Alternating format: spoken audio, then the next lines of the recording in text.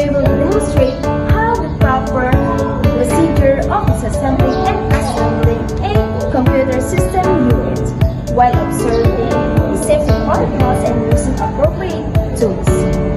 This aims to promote safety and effective computer hardware servicing. Before working on any computer hardware, it is important to follow occupational health and safety measures to prevent accidents and to protect both the technician and the equipment. Number 1. Turn off and unplug the computer. Number 2. Wear an anti-static wrist strap. Number 3. Use proper tools. Number 4. Keep the workplace clean. Number 5. Handle components carefully. Number 6. Avoid drinks and food near the workplace. Number 7. Check power cables and equipment. Number 8. Use proper lifting techniques. Number 9. Store components carefully. And number 10. Follow manufacturer instructions. Before disassembling and assembling a system unit, wearing a proper personal protective equipment or PPE is essential to protect both the technician and computer components from damage and accidents. Number 1 is the anti-static wrist strap. It prevents electrostatic discharge that can damage sensitive computer components. Number 2 is the anti-static knot. It provides a static framework surface and safely dissipates static electricity. Number 3 is the safety glasses. It protects the eyes from dust and small debris while working. Number 4 is the face mask. It prevents inhalation of dust and particles during cleaning and maintenance.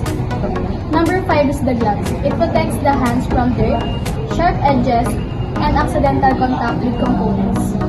The last one is the rubber soled shoes. It helps to reduce the risk of electrical shock and provides stable footing. Using the proper PPE ensures a safer working environment and protect both the technician and computer system during disassembly and assembly. The following tools are commonly used in computer hardware servicing: long nose, side cover, flat screw, Phillips screw, soldering iron, stand, soldering lead, soldering hooks, crimping tools, wire scraper, tweezer, brush, precision tools, land tester, multi-tester. Using the correct tools makes the job easier, safer, and prevents damage to the component. Now, we will proceed with the proper disassembly of the system unit.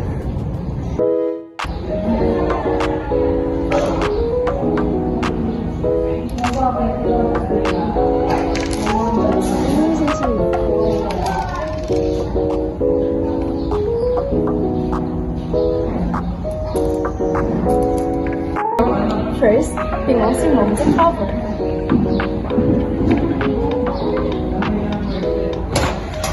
Second, we must remove the connectors connected to motherboard.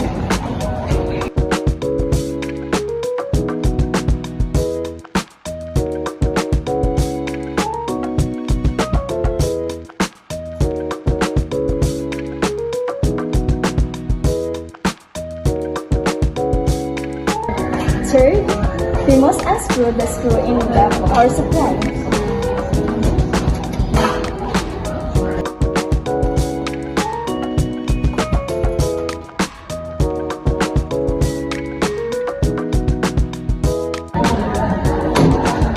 Fourth, we must remove the power supply.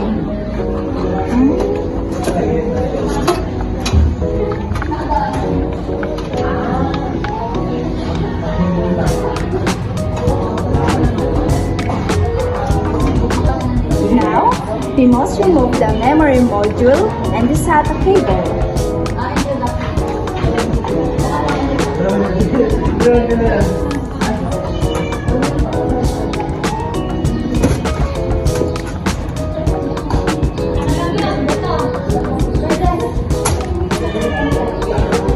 Now, we will unscrew the HDD.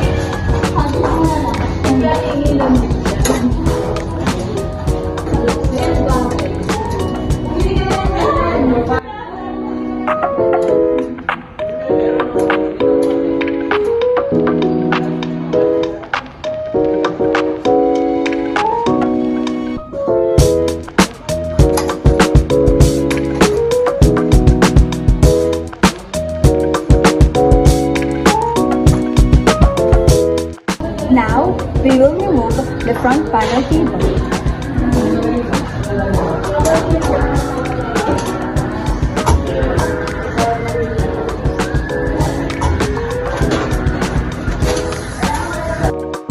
Now we will remove the connector.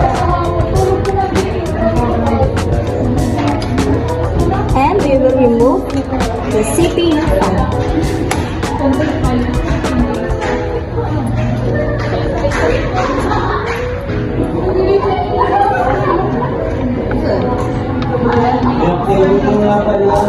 And now we will remove the processor.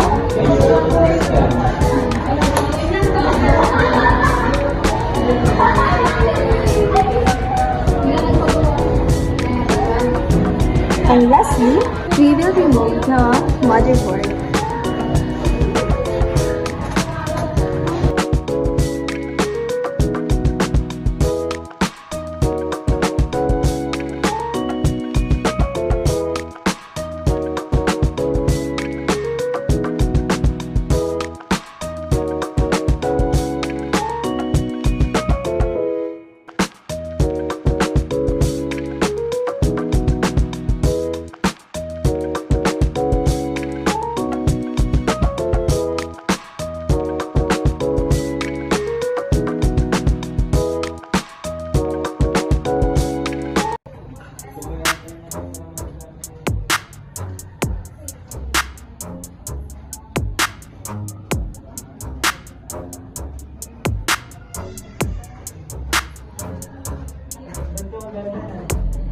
And today we were going to assemble a system unit. First, we need to install the CPU of our motherboard, and avoid touching this part because this is so sensitive. Then press it to lock it. Then we were going to install the CPU cooling fan.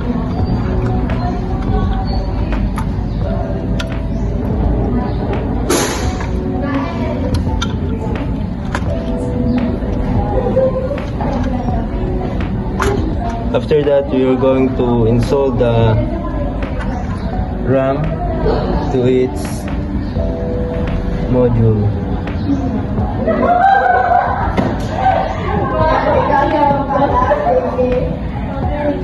And also take note that avoid touching this component of the RAM parts. Then we're going to install the CPU connector. After that, we're going to install this motherboard to the system unit piece. And make sure that this motherboard is fit perfectly to our system unit piece.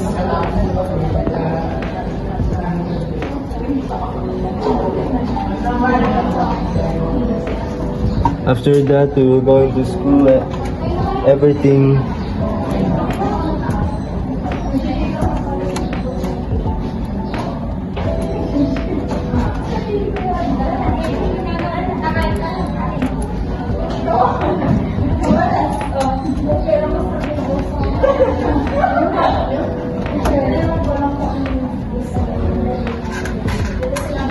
Then after that, we're going to install our PSU.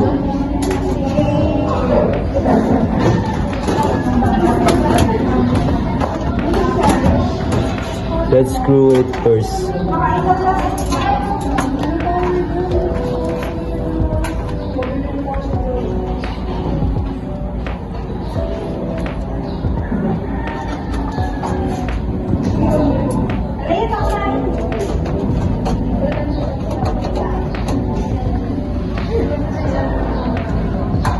After that, we're going to connect the power connectors.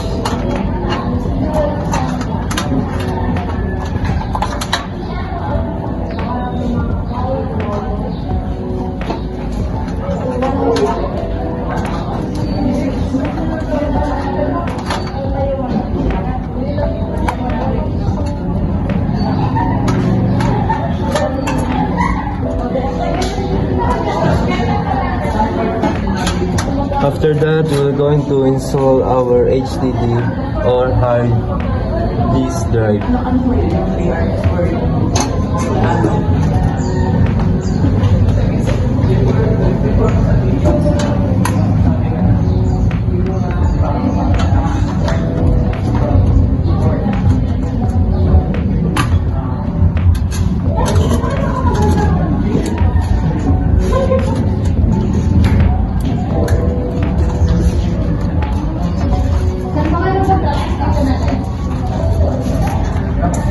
Then let's continue connecting our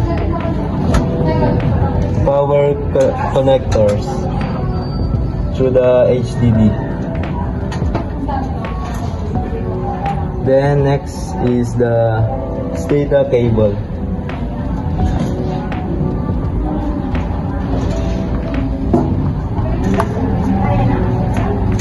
Then lastly, we're going to connect this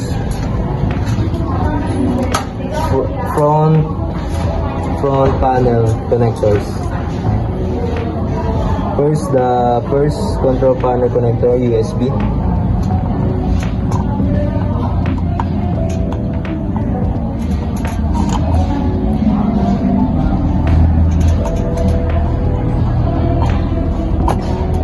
Followed by the second control panel, audio.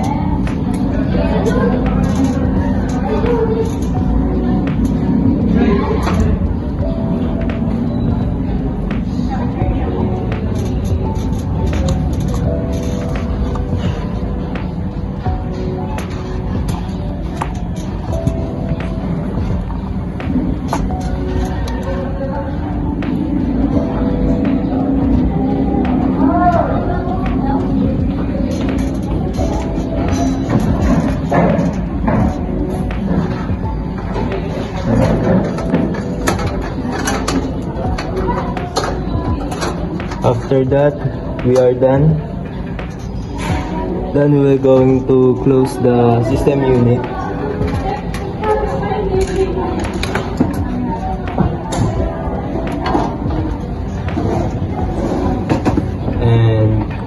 And that's how we assemble a system unit. Thank you.